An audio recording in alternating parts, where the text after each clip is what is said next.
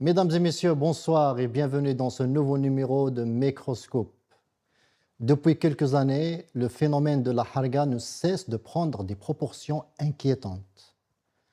Pas une semaine ne passe sans que l'on apprenne l'arrivée sur les côtes espagnoles d'une ou plusieurs embarcations de fortune transportant des dizaines de jeunes, des hommes, des femmes, des pères de famille, voire même des familles entières avec des bébés. Ici même, sur ce plateau, nous en avons longuement parlé, à plusieurs reprises, pendant des heures, avec des militants, des journalistes, des responsables d'ONG actifs dans ce domaine. Mais il y a quelques jours, à l'occasion de la visite de notre ministre de l'Intérieur à Paris, nous avons appris que son fils était lui aussi un harag installé en France. Pourquoi ce phénomène que nous pensions réservé à une catégorie défavorisée de la société touche-t-il également les enfants de hauts responsables de l'État? C'est la question que nous allons tenter de décrypter avec nos invités ce soir. À tout de suite.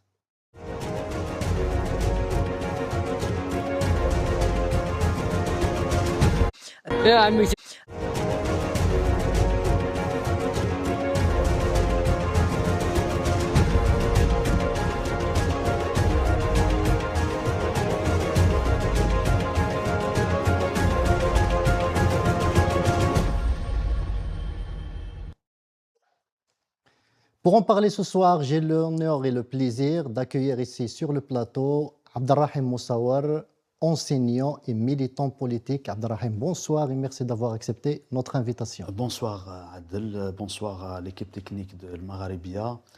Je salue nos compatriotes en Algérie ou ailleurs et bonsoir à Maître Debbouz avec qui je partagerai ce plateau. Merci pour l'invitation. Merci Rahim. Et par Zoom depuis Bruxelles, Maître Salah Debbouz, avocat et défenseur des droits humains. Maître Debbouz, bonsoir et merci d'avoir accepté notre invitation. Bonsoir Adel, bonsoir c'est Abdelrahim, bonsoir aux téléspectateurs et merci pour l'invitation. Merci c'est Salah. Avant de commencer notre émission, j'aimerais qu'on regarde ensemble cette vidéo. Come here, Atif, come here.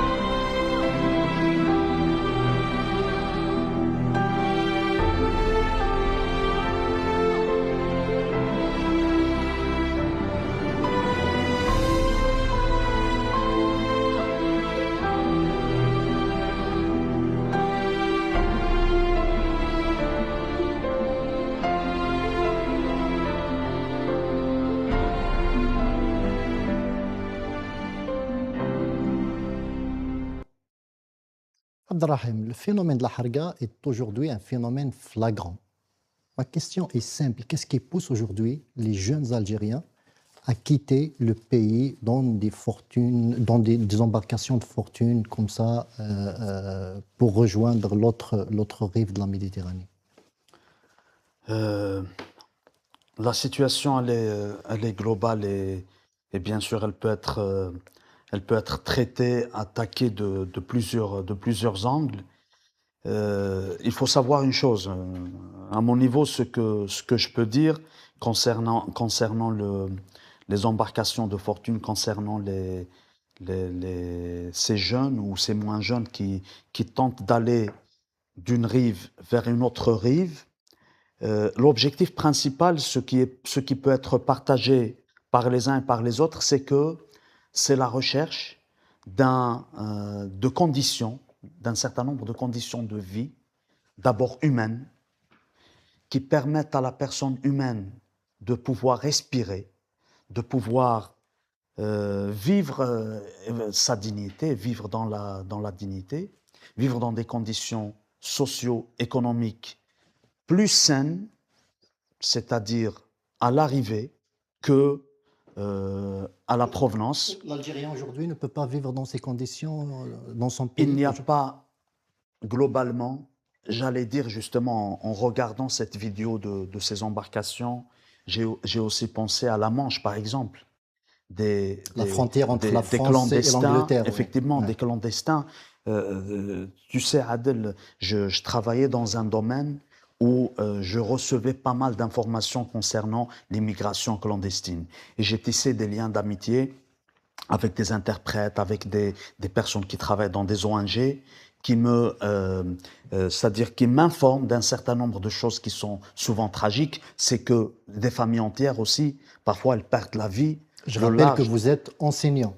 Enseignant, comme ça, en ils ne même vont temps, pas comprendre que vous travaillez avec des services étrangers. Hein, parce que quand ce n'est pas clair, en Algérie, ils peuvent comprendre ainsi. Ah non, non, dans l'enseignement, la formation, et puis avec un public d'immigrés, c'est-à-dire constitué principalement d'immigrés. Et quand on parle d'immigrés, De tous les pays du monde. de tous les pays du monde, on parle aussi de certains qui sont venus en France en étant en situation irrégulière, qui ont traversé les frontières. Et j'ai envie de dire que certains sont arrivés en France en traversant à pied une dizaine, une quinzaine de pays, de l'Europe de l'Est, Tout à fait. venant d'Afghanistan, venant de Syrie, etc. Si je le dis, c'est juste pour dire que parfois, le choix d'aller dans l'autre rive pour chercher une vie meilleure, il peut être confronté à la perte de la vie. Et certains savent bien que quand on traverse la Méditerranée, par exemple, à 50%,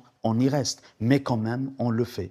Alors, pour répondre à ta question, est-ce qu'en Algérie, on ne peut pas avoir une vie meilleure, une vie sociale et économique, culturelle acceptable? Bien sûr, il est possible de l'avoir en Algérie. Sauf que les conditions ne sont pas mises en place. La volonté politique de ceux qui dirigent notre pays depuis l'indépendance, elle n'y est pas. Non seulement il n'y a pas la volonté politique de construire, de bâtir un état de droit où la dignité de la personne humaine soit respectée, il y a la volonté de détruire, il y a la volonté de restreindre les espaces vitaux de l'être humain, donc de l'Algérien. C'est pour cela que ce phénomène peut être compris dans la mesure où l'être humain, depuis la nuit des temps, cherche à migrer, il cherche à se déplacer. Mais aujourd'hui, les conditions et les motifs, les motivations qui font que l'être humain va parfois plus loin des siens pour aller chercher un minimum de dignité, un minimum de vie humaine, un minimum de respect de sa personne, ça nous renseigne sur quelque chose de nécessaire pour certains. Merci Rahim. Maître Debbouze, nous avons appris il y a 2-3 jours lors de la visite du ministre de l'Intérieur algérien à Paris qu'il avait un fils sans papier et qui a été par la suite régularisé. Finalement, le phénomène ne touche pas seulement des jeunes pauvres qui viennent d'un milieu défavorable, ça touche même les enfants des hauts cadres de l'État. Quel est votre commentaire? Bon, d'abord, sur le principe, tout le monde a le droit de s'installer là où il veut. C'est-à-dire, qu'il soit un fils de ministre ou un fils de simple citoyen, il a le droit de faire un choix. Il se trouve meilleur en France ou aux États-Unis, en Algérie, au Maroc, en Tunisie, ou même en Afrique du Sud, au Congo, n'importe quel pays, n'importe quel citoyen est libre de faire le choix du pays qui lui plaît pour vivre, pour y vivre, pour se développer, etc. Donc, c'est le principe. Sur le principe, d'une façon générale, on ne peut pas condamner quelqu'un parce qu'il veut vivre ailleurs.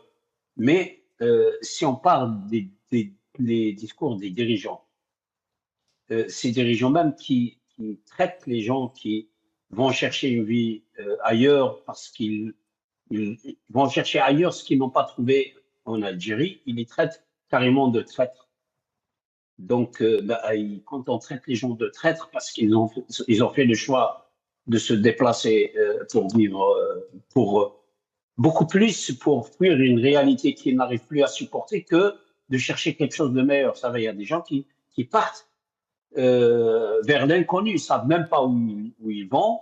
Ils acceptent ils acceptent de vivre l'aventure et de vivre même la misère ailleurs. Ils pensent dans leur tête que si je vis la misère dans un pays étranger, au moins je sais que c'est pas mon pays et je suis étranger.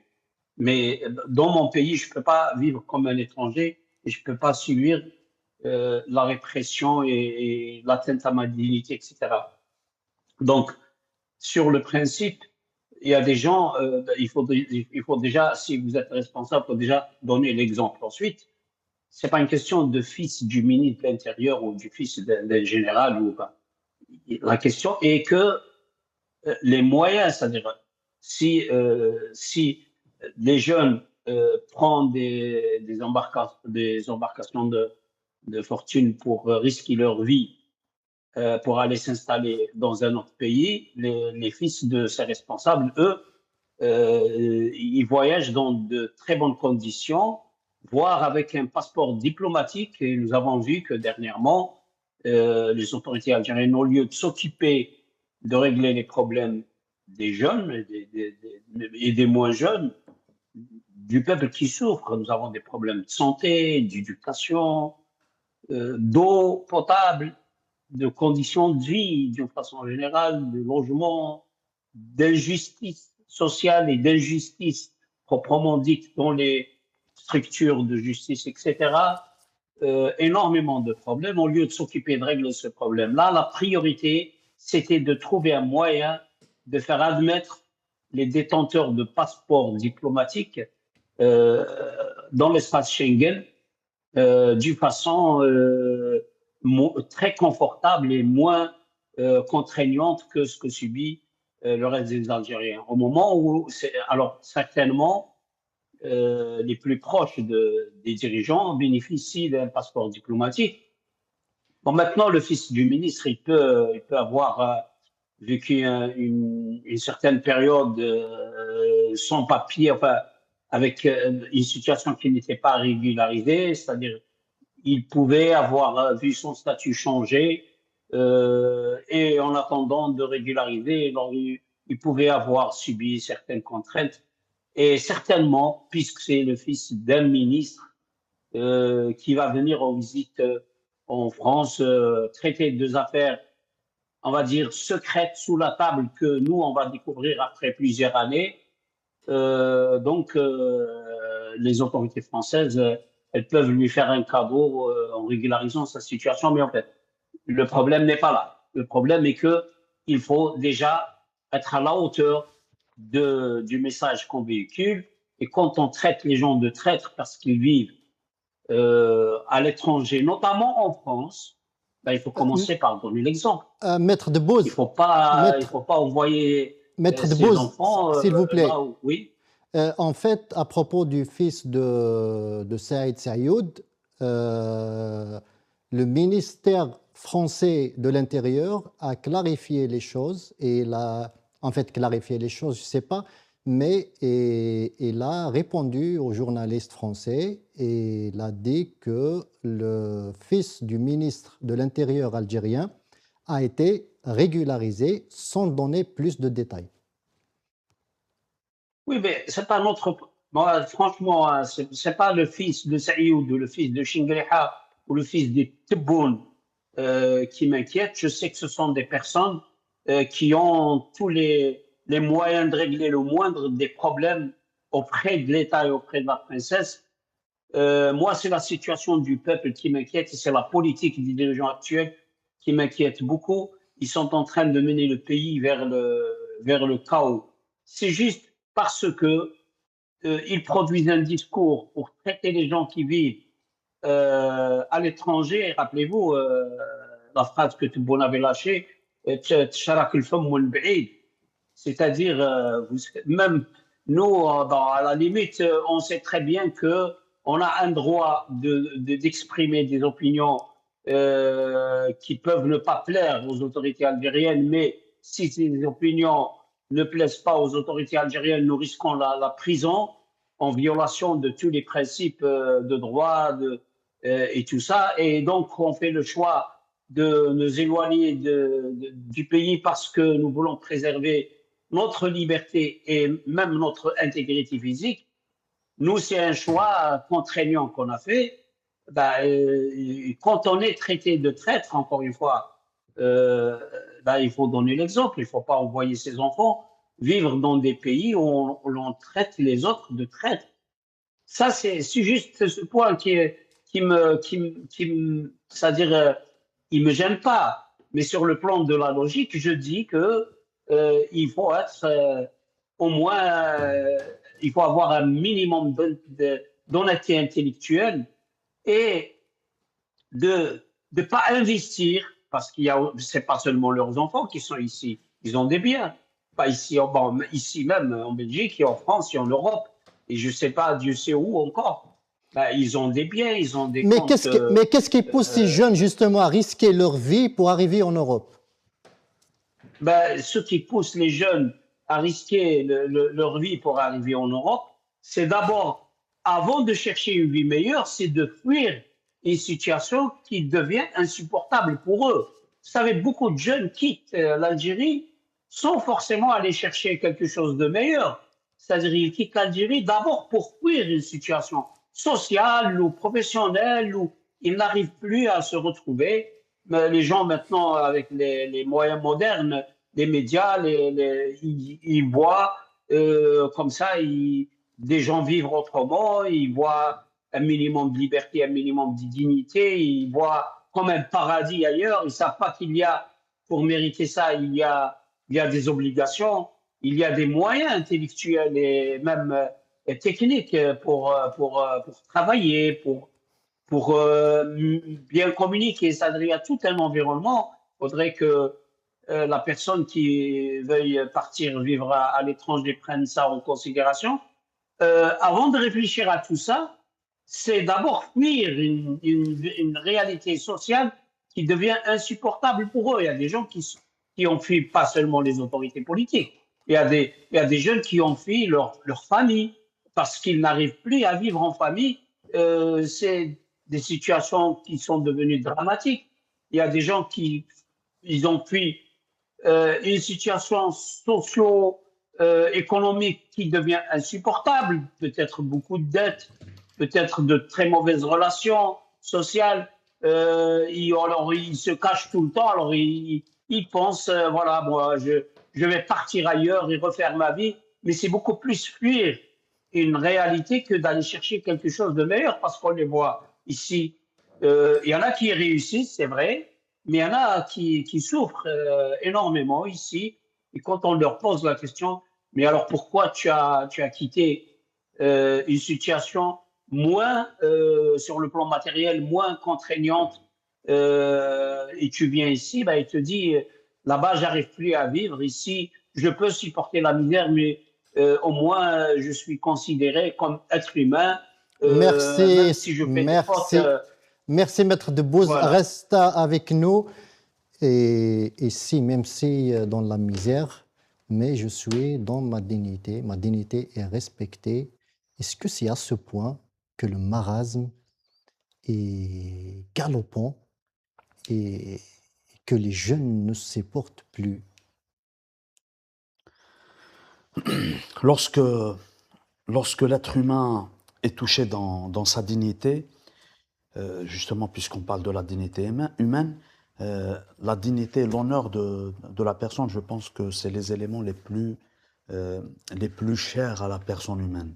C'est-à-dire toute personne, en dépit des circonstances historiques, sociales, etc., voire même culturelles parfois, parce que parfois la dignité de la personne, c'est ce qui prime avant tout pour la plupart d'entre nous, c'est de pouvoir, c'est de concevoir les choses de la vie quotidienne dans un cadre respectable. Dans un cadre respectable, je m'explique, sur la chose politique par exemple, sur la chose associative, voire même les personnes les moins âgées, ceux qui sont au collège, au lycée, les futurs étudiants, etc., les adolescents, on se demande, est-ce que, dans notre pays, par exemple en Algérie, est-ce que leur vie d'enfant, d'adolescent est vraiment respectée? Est-ce qu'elle est soumise au respect des principes fondamentaux, par exemple des droits de l'enfance, tel que ça a été indiqué c'est-à-dire selon l'Organisation des Nations Unies, et notamment au sein de l'UNICEF. Là, ce n'est qu'une catégorie de la société, mais on peut parler aussi des autres catégories, les personnes Est-ce que ce n'est pas un phénomène de mode, par exemple? Parce que si on compare deux périodes de notre histoire récente, dans les années 90, lorsque les bombes explosaient, lorsque des Algériens se faisaient égorger, lorsque des intellectuels se faisaient assassiner, il n'y avait pas autant de vagues d'immigrés, il n'y avait pas autant d'Algériens qui voulaient quitter le pays. Et aujourd'hui, qu'il n'y a plus de bombes, qu'il n'y a plus d'assassinats, plus de guerre civile, et les gens quittent. Pourquoi? Il y a peut-être plus de bombes, il y a peut-être plus de guerres civiles faites contre le peuple, tel que ça a été le cas dans les années 90. Mais le problème, c'est que, justement, on parle de la dignité, on reviendra toujours à la dignité de la personne humaine, qui continue de se faire asphyxier de manière magistrale, de manière plus grave qu'avant. Quand vous avez des responsables politiques qui d'un côté vous disent اللي ما عجبوش الحال يبدل البلاد اللي ما عجبوش الحال bien sûr ما عجبنيش الحال bien sûr مانيش راضي دخلوا في الحبس. Ils se sont fait arrêter, ils ont été emprisonnés. À partir du moment où on se sent étouffé, asphyxié, sans oublier que nous sommes à l'ère de la technologie, à l'ère des réseaux sociaux. Personne ne peut empêcher ou interdire, ou plutôt, c'est-à-dire revendiquer le contraire du fait que notre jeunesse algérienne puisse vivre au diapason des jeunesses du monde. Par exemple, avec les réseaux sociaux, etc.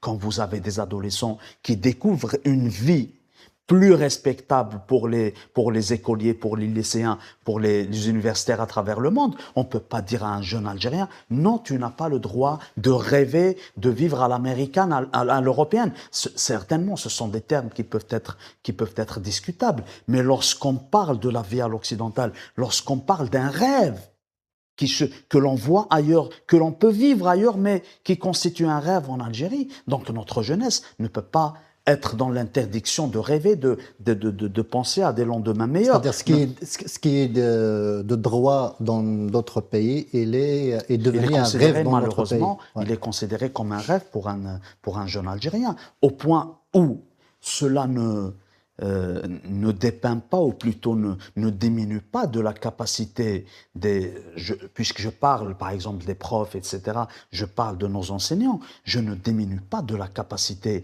des Algériennes et des Algériens à produire des générations d'intellectuels, des générations de très bons étudiants, de très bons médecins, de très bons enseignants, etc., qui font des merveilles à travers le monde. Mais une chose est sûre, c'est que le côté administratif, le côté qui encadre tout ça, il est aux antipodes des rêves de notre jeunesse. Et le nombre d'étudiants qui arrivent chaque année en France est... Des milliers chaque année. Des milliers.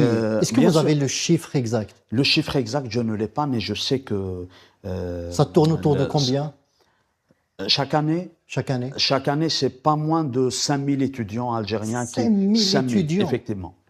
Au point où vous avez certaines, et puis je le dis d'un côté en toute fierté, mais de l'autre côté... 5000, vous savez c'est quoi 5000 oui, d'étudiants de visa, la future élite? De visa étudiants accordés. Donc là, je peux dire... dire... 50 000 par décennie, c'est... Oui, voire plus, parce que là on parle de la classe étudiante. Là seulement, on parle seulement des étudiants. On parle des étudiants, des visas qui sont octroyés aux étudiants, mais il faut savoir une chose. Si le pouvoir algérien voit en la question de Harga plutôt une soupape pour essayer de contenir un peu la fièvre et c'est-à-dire le climat d'un risque d'un sursaut populaire, les pays qui reçoivent nos étudiants, là, vous avez la France traditionnellement, mais il y a des pays comme la Belgique, le Portugal, depuis un certain nombre d'années. Vous avez le Canada. C'est des pays qui investissent sur la matière grise algérienne à travers les étudiants. Tout à fait. Nous avons des étudiants qui occupent les plus grands départements de recherche, etc. Récemment, nous avons eu un ami d'Auqas qui était l'un des directeurs de l'opération, effectivement, au niveau, au sein de la NASA. Ce n'est qu'un simple exemple, d'ailleurs, que nous saluons. Mais les pays qui veulent investir dans la matière grise, et quand je dis investissement, investir dans la masse estudiantine, enfin, accueillir la masse estudiantine internationale, ce n'est pas du tout des dépenses, c'est plutôt de l'investissement pour le futur. En les accueillant, en mettant en place tous les moyens nécessaires pour la documentation, pour les études, pour un bon encadrement, et leur faire aimer la vie sociale, la vie culturelle. Or, nous avons en Algérie un système qui a toujours refusé que cette jeunesse, malheureusement, que cette jeunesse s'épanouisse, non seulement sur le plan sociétal, social, sur le plan économique, mais aussi sur le plan politique, sur le plan syndical. Là, on parle de la jeunesse, mais le problème, il est plus large. Il est plus large, il touche toutes les catégories. Justement, à une certaine époque, les enseignants universitaires, les regroupements familiaux. À l'introduction de l'émission, en parlant des familles entières qui traversent la Méditerranée pour chercher une vie meilleure. Au risque de leur vie. Au risque de leur vie, bien sûr, en ayant avec eux des bébés, des enfants de bas âge. C'est parce que tout simplement... Mais qui profite de cette saignée, justement? Certainement pas l'Algérie. Pas du tout. Mais je peux dire que d'un point de vue machiavélique, pour le système qui nous gouverne, moins il y a de citoyens dans le pays, moins il y a le risque de contestation sociale, de contestation populaire. Moins il y a de jeunes dans le pays, moins il y a le risque de ce qu'on appelle traditionnellement le hirak. Merci Rahim. Le président Tebboune a maintes fois appelé les haragas algériens à rentrer au pays, voire même d'autres catégories, ceux qui sont régularisés, ceux qui sont cadres dans l'Hexagone. On va regarder ensemble cette vidéo avant de passer la parole à notre ami Salah Debbouz. قرارات وتوجيهات هامة في عدة مجالات شكلت أبرز مخرجات اجتماع مجلس الوزراء. وفي الصدارة كان ملف الشباب الجزائري المتواجد في الخارج في وضعيات هشة وغير قانونية، حيث وجه رئيس الجمهورية نداء هاما إلى هؤلاء الشباب. وعلى ضوء ذلك قرر مجلس الوزراء تسوية وضعية هؤلاء الشباب شريطة الالتزام بعدم العود. كل معنيين، كل جزائري اللي عايشين في الخارج غلط ما يجيش يغرق روحه في غلطات، لأن منين يبقى في الخارج أمور واضحة، ما يقدرش يعيش في الخارج إلا ما رضاوش عليه المخابرات تاع ديك البلاد، ولا ما رضاوش عليه لا مافيا تاع ديك البلاد. ادخل لبلادك اليوم، لا راك شاب، عندك لي ستارت اب، عندك لا بي ام اي بي، عندك الامكانيات تاع منحة البطالة، عندك يا عمي تبون عندنا ثقة باللي انت انسان زعيم، الله يخلينا لاجيري تاعنا. يا هذيك عمي تبون، هذيك مساكين، هذيك بولادهم راهم مشرجرين، كاع رانا مشرجرين في الحق. خرجونا اي باسبور، مابغاوش يخرجوا. يا عمي تبون، هذه الحاجة. Maître Salah Debbouz, bon, excepté les réseaux mafieux et les services secrets étrangers dont parle Tebboune, j'ai deux questions à vous poser. La première question est de savoir si Tebboune est de bonne foi dans ses appels à la diaspora algérienne de rentrer en Algérie. Ma deuxième question, est-ce que le président Tebboune peut-il convaincre ces jeunes haragas dans l'Hexagone de rentrer en Algérie lorsque même le fils du ministre de l'Intérieur est à l'étranger, ainsi que beaucoup d'enfants de hauts responsables algériens qui se trouvent en Europe? Alors d'abord, il faut savoir que Tebboune se trompe. Enfin, je ne sais pas s'il il sait ce qu'il dit, il est conscient ou est-ce que c'est comme ça qu'il pense. Premièrement, tous les Algériens qui vivent à l'étranger ne sont pas tous dans la misère. Il y a énormément d'Algériens, y compris certains ex-responsables et leurs fils, leurs enfants, les enfants de Tebboune et de Saïd et de Chengriha vivent à l'étranger. Est-ce qu'ils sont dans la misère? C'est pas tous les gens qui vivent à l'étranger qui sont dans la misère. Ça, c'est d'un. De deux, Tebboune, il a balancé une théorie, mais cette théorie, elle est vraiment très révélatrice par rapport au système de gouvernance en Algérie. Il a décrété, si j'ose dire, que pour bien vivre dans un pays étranger, il faut que les services de renseignement soient satisfaits de vous et que la mafia de ce pays soit satisfaite de vous.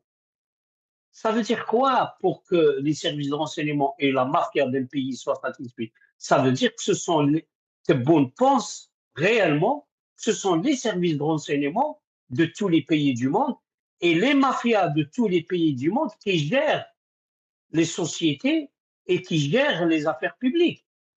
C'est pour ça qu'il pense que euh, pour euh, être accepté sur le plan administratif et social, parce que c'est de ça qu'il s'agit. Quand on va dans un pays étranger, qu'est-ce qu'on fait? On cherche un statut juridique, social, économique pour vivre convenablement dans ce pays. Tebboune pense que pour atteindre ce stade, qui est quelque chose, je rappelle, de tout à fait, j'allais dire, banal pour n'importe quelle personne qui remplit le minimum de conditions sur le plan socio-professionnel, bah, tu peux t'installer là où tu veux. Si tu travailles et tu produis et tu es discipliné, tu vis correctement. J'allais dire, même les chiens, ici, ils vivent correctement parce qu'ils sont de beaux chiens. Que dire des êtres humains? Donc, alors, qu'est-ce qui est choquant? C'est que Tebboune, il a une conviction profonde que les États sont gérés par les renseignements et la mafia. C'est pour ça qu'il pense que pour avoir un statut de bon citoyen, il faudrait que les renseignements et la mafia de tous les pays du monde vous acceptent. Et ça sous-entend qu'il faudrait que vous soyez au service de la mafia et au service des renseignements. Et Maître Debbouze, comment un triste et c'est président de choquant. la République, Maître Debbouze, comment un président de la République peut-il accuser aussi facilement des jeunes haragas que si demain ils se retrouvent en bonne situation ou qu'ils régularisent leur situation, c'est-à-dire qu'ils sont liés à des services étrangers ou des réseaux mafieux? Non, mais il ne les accuse pas, il est convaincu. Il est convaincu que ces pays marchent comme ça. Et ça donne une image Et quand vous êtes chef d'État et vous êtes convaincu que pour être un bon citoyen, il faudrait plaire aux services de renseignement et à la mafia de ce pays, ça veut dire que vous êtes convaincu que vous ne pouvez pas gérer un pays sans les services de renseignement et sans la mafia de n'importe quel pays. Ça veut dire que le système de gouvernance algérien est un système qui marche sur les renseignements et la mafia, et que Tebboune est convaincu que c'est comme ça que les États, tous les États du monde marchent. Et ça c'est en même temps scandaleux et choquant, venant du premier responsable de l'État. Il donne vraiment une affirmation sans aucun équivoque. Vous ne pouvez pas vivre dans un pays si les services de renseignement et la mafia de ce pays ne sont pas satisfaits de vous. C'est sa théorie. C'est-à-dire que en Algérie, vous ne pouvez pas vivre si les renseignements algériens et la mafia. Mais c'est ça le problème, les renseignements et la mafia.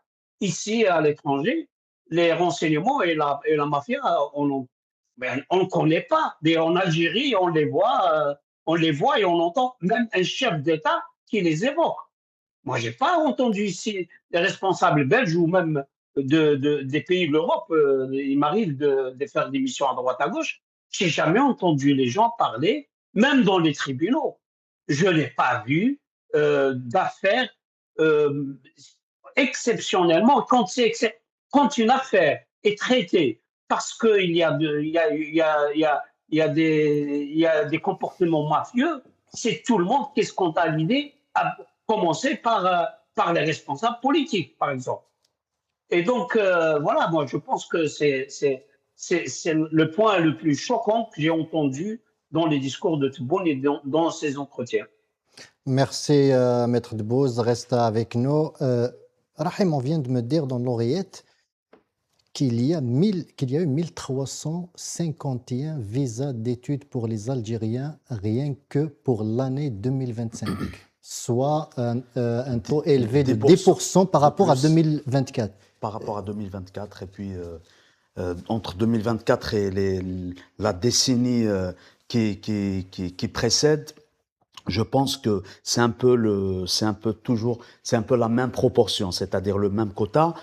Quand je dis quota, je le dis de manière bienveillante. Hein. Pourquoi? Parce que je parle de mes compatriotes, je parle des étudiantes et d'étudiants algériens qui tendent vers une installation, vers des études en France notamment.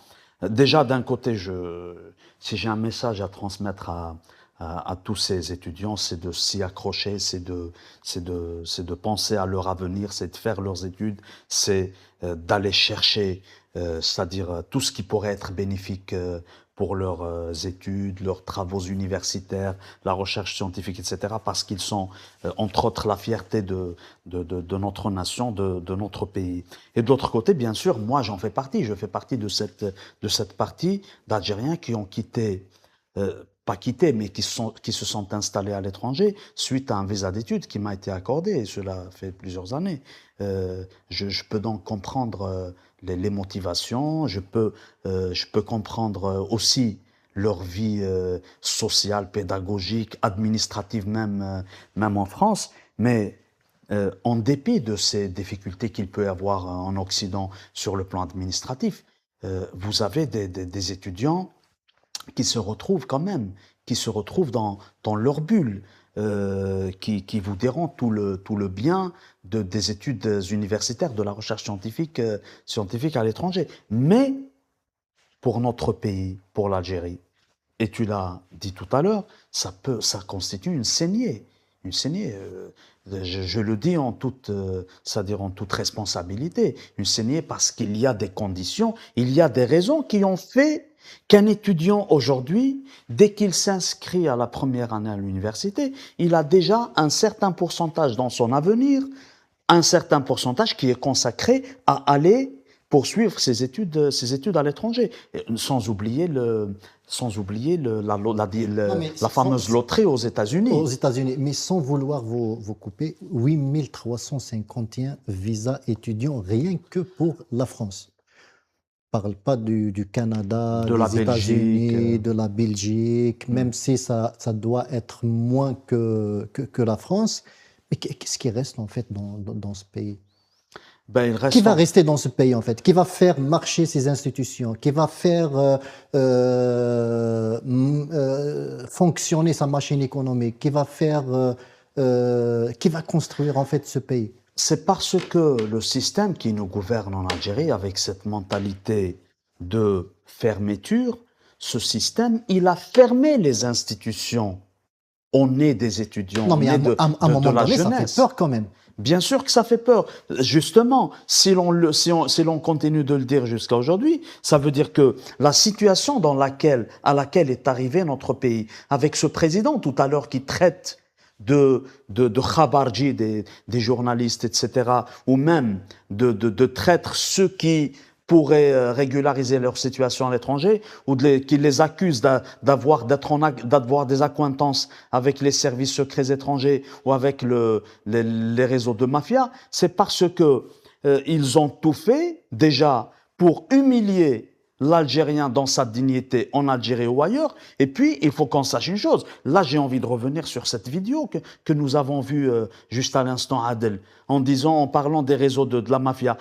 Et en appelant les jeunes Algériens, notamment les sans-papiers, à revenir en Algérie. C'est parce que ce système est a plus d'importance, c'est-à-dire de soucis à se faire quant à son image à l'international, que concernant l'avenir du pays ou l'avenir du citoyen. Donc, ce système qui vante le Jazair al-Montasira, qui vante une belle image à l'étranger, l'Algérie a évolué après le Hirak, nous avons mis en place un système de gouvernance qui sort des griffes de Bouteflika et consorts, etc.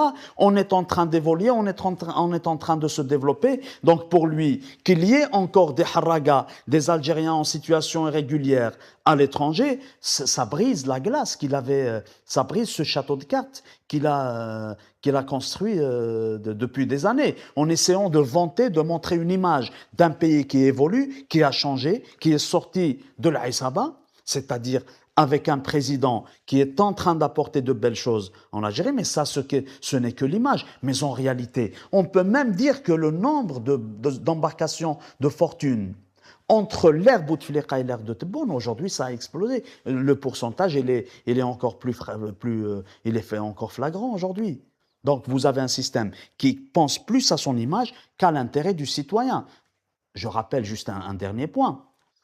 Le lendemain de la désignation de Tebboune en 2019 par ce système, la première catégorie, je dirais pas la catégorie, la première communauté algérienne à laquelle il s'est attaqué frontalement, c'est la communauté du Hirak parisien, en traitant le Hirak des Algériens à l'étranger, en l'accusant de collaborer avec les services français, les services de l'étranger. Or, la réalité... Pourquoi, selon vous? Parce que tant qu'on est en train d'asphyxier les Algériens en Algérie, on empêche toute manifestation, toute marche pacifique, il y a encore des Algériens à l'étranger qui disent tout haut ce que leurs frères pensent en Algérie. Si en Algérie, nos frères et sœurs sont interdits de manifester, sont interdits de dire quoi que ce soit concernant les marasmes socio-économiques qu'ils sont en train de traverser, nous, à l'étranger, nous continuons de dire haut et fort ce que nos frères et sœurs sont en train de subir en Algérie. C'est pour cela qu'ils s'attaquent avec les moyens les plus virulents qui soient, notamment l'engager en nous traitant de khabardjia, en nous accusant d'intelligence avec les services étrangers. Mais la réalité populaire et l'histoire arrivent toujours à contredire ce système. Et le meilleur exemple, c'est les enfants de ces responsables qui nous gouvernent en Algérie, qui vont à l'étranger, qui demandent des titres de séjour, qui vont même, je suis sûr, demander la nationalité du pays d'accueil. Merci, Rahim. Maître Debbouze, est-ce que vous n'avez pas remarqué qu'il y a une autre catégorie d'immigrés, de harag et des demandeurs d'asile? C'est la catégorie des militants depuis 2019. Beaucoup de militants politiques ont quitté le pays pour s'installer en France, en Belgique, au Canada, aux États-Unis et partout dans le monde. Mais c'est normal parce que si vous l'ouvrez en Algérie, vous êtes en prison. Alors, c'est tout à fait normal on essaye de se protéger en partant ailleurs. Je ne vais pas raconter mon histoire, mais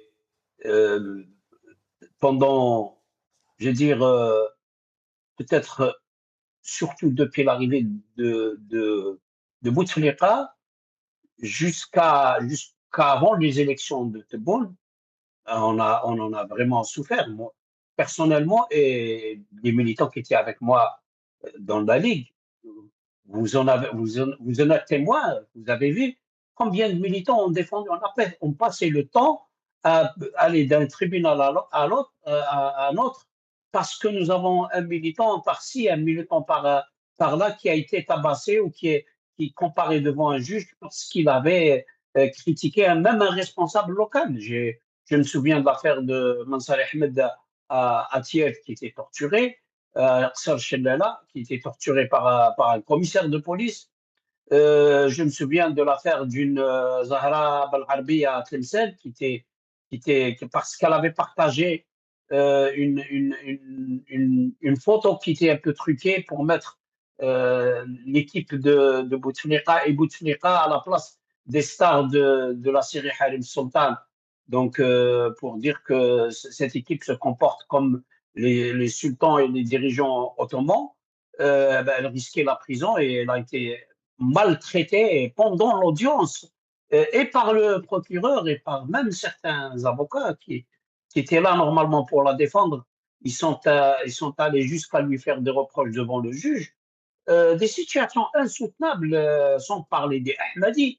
Donc, sur 32 wilayas, ils n'arrivaient même pas à faire leur prière convenablement. Ils étaient mis en prison parce qu'ils priaient, enfin, ils avaient une autre pensée de l'islam, une autre vision de l'islam. Ils ont adopté une autre vision de l'islam que celle qui est connue en Algérie, grâce aux réseaux sociaux et aux médias. Ils écoutaient une télé, ils sont convaincus d'un message sur l'islam. Ils veulent, ils ont fait le choix d'adopter cette école. Ils étaient tous en prison et certains même divorcés par la force. Je vous décris un climat des années 90, enfin des années, oui, 90 jusqu'à 2000. Et après 2000 aussi, toute l'époque de Bouteflika. C'est-à-dire on sortait du terrorisme et on rentrait dans l'étouffement, et sans parler des événements Bouz, d'Arabek. Maître Bouz, c'était. Je retrouvais tout de suite Maître de une Bouz, c'était soixantaine pas. de jeunes en Maître de prison Bouz, parce que, oui, vous m'entendez? oui, je vous entends. Oui. L'époque que vous venez de décrire là, mais n'était pas aussi étouffante qu'aujourd'hui.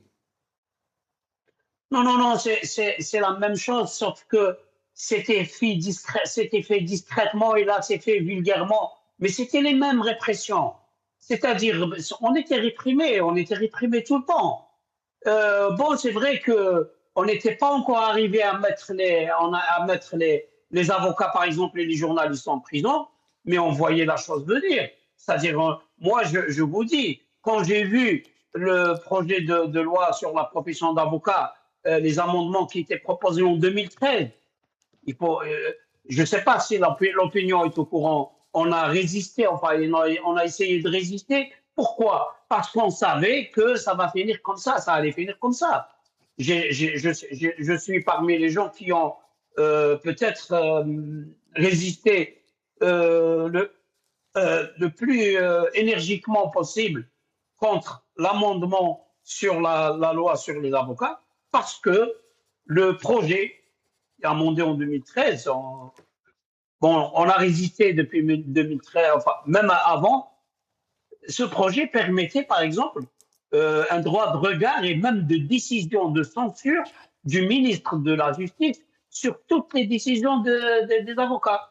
Et là, on voyait le danger. On savait que si ce projet passait, et donc il est passé, ben, les avocats vont finir comme je le disais, moi, avant même, je vous parle de 2013-2014.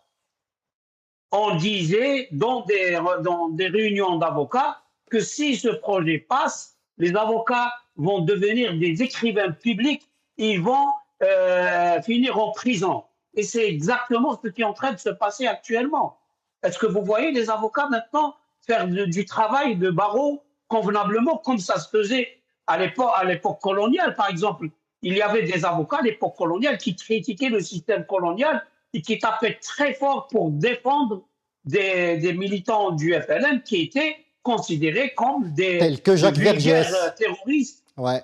Mais ces avocats-là n'étaient pas traités de traîtres et n'étaient pas mis en prison. Donc, aujourd'hui, vous ne pouvez même pas... Aujourd'hui, vous avez des avocats qui vous disent, si vous likez une publication, vous allez en prison, et ils trouvent ça correct. Ouais. Donc, ça a commencé avant, et maintenant, c'est le fruit de ce qu'a semé Bouteflika. Merci beaucoup, Maître Bouz. Il ne nous reste pas beaucoup de temps. Abdelrahim, la déclaration de Boun est quand même scandaleuse quand on affirme que pour réussir à l'étranger, il faut être entre les mains des services secrets étrangers ou appartenir à des réseaux mafieux. Ma question est simple. Peut-on aujourd'hui douter de l'amour des Harraga pour leur pays, l'Algérie? Effectivement, c'est une question quand même très importante qui peut quand même résumer une chose qui me tient vraiment à cœur et que j'ai envie de dire, c'est que dans ce monde, aujourd'hui, on peut douter de tout, sauf de l'amour de l'Algérien envers sa patrie, envers son pays qui s'appelle Algérie. Pourquoi je dis cela, Adel? Je dis cela je le dis en toute responsabilité, j'assume mes propos et je le dis fièrement, en étant fier de ce peuple qui m'apprend tous les jours, qui m'apprendra toujours le sens de la patience, mais aussi le sens de responsabilité. Pourquoi? Parce qu'il y a des pays dans le monde qui ont vécu des marasmes, qui ont vécu des guerres civiles, qui ont vécu des injustices et qui ont transformé ce vécu en violence, qui ont même pendu des responsables dans des stades. Le peuple algérien. Mais est-ce que ces accusations grossières à l'égard des militants, des citoyens anonymes, des opposants n'est pas le propre des États autoritaires, des États... Bien sûr, ça ne peut être que dans un État totalitaire. Le système en Algérie, il est passé d'un système autoritaire vers un système totalitaire où même un oiseau, s'ils ont la possibilité de diffuser l'oxygène à travers des vannes, à travers des robinets, il le ferait. Mais j'ai envie de dire une chose, c'est que si les Algériennes et les Algériens, c'est ces jeunes haragas qui choisissent d'aller s'installer à l'étranger, ils prennent des embarcations de fortune, sachant qu'à plus de 50% de chances, ils périssent, ils perdent la vie au large de la Méditerranée. Ils y vont quand même, c'est parce qu'ils ne veulent pas exposer le pays à la déchirure. Ils ne veulent pas se transformer, devenir des acteurs ou des facteurs de la division et de la déchirure du pays. Donc ils préfèrent s'en aller chercher des moyens, aller chercher une vie meilleure que d'être des facteurs de la dislocation de l'État algérien, donc de l'Algérie. Merci beaucoup à Abdelrahim Moussawar, merci à Maître Salah Debbouze. Chers téléspectateurs, chères téléspectatrices, nous arrivons à la fin de cette émission. Je vous donne rendez-vous la semaine prochaine.